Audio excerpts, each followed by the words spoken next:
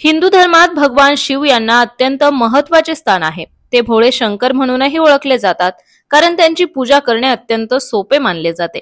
मान्यता आहे की ज्या घरात भगवान शंकराची पूजा नियमानुसार आणि श्रद्धेने केली जाते, तेथे सुख समृद्धीचा वास असतो। महादेवाच्या कृपेने घरात सकारात्मक ऊर्जा टिकून राहते आणि साधकाच्या जीवनातील दुःख, दुर्भाग्य दूर होतात। त्यामुळे जर तुम्ही भगवान शंकराची पूजा करत असाल तर काही महत्त्वाच्या गोष्टी आहेत ज्या लक्षात घेणं आवश्यक आहे, ज्यामुळे त्यांची कृपा तुमच्यावर सदैव राहील।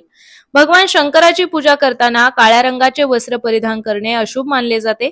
असे केल्याने भगवान शिव क्रोधित होऊ शकतात अशी मान्यता आहे। त्यामुळे नेहमी पांढऱ्या किंवा स्वच्छ धुतलेल्या रंगाचे वस्त्र परिधान करूनच त्यांची पूजा करावी।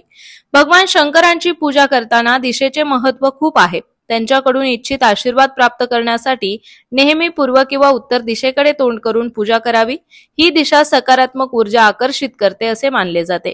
भगवान शिवाला बेलपत्र अत्यंत प्रिय आहे। ते अर्पण करताना विशेष काळजी घ्यावी। बेलपत्राच्या देठाकडील टोक तोडून घ्यावे, ज्याला वज्रभाग म्हणतात।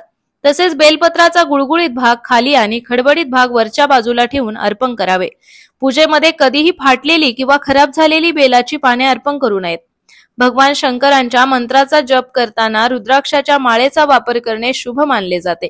जप करताना माळ नेहमी गोमुखीमध्ये ठेवावी, म्हणजेच ती कोणालाही दिसणार नाही अशा प्रकारे जपावी।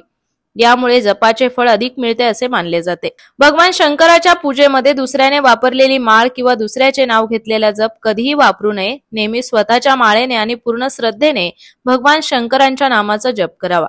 ज्याप्रमाणे हनुमानजींची पूजा केल्याशिवाय श्रीराम प्रसन्न होत नाही, त्याचप्रमाणे नंदी महाराजांची पूजा केल्याशिवाय भगवान शंकराची साधना अपूर्ण मानली जाते।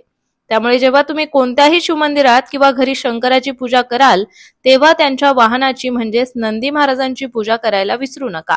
या 7 महत्त्वाच्या गोष्टी लक्षात ठेवून जर भगवान शंकराची पूजा केली तर नक्कीच तुमच्या घरात सुख समृद्धी नांदेल आणि महादेवाची कृपा तुमच्यावर सदैव राहील अशी मान्यता आहे।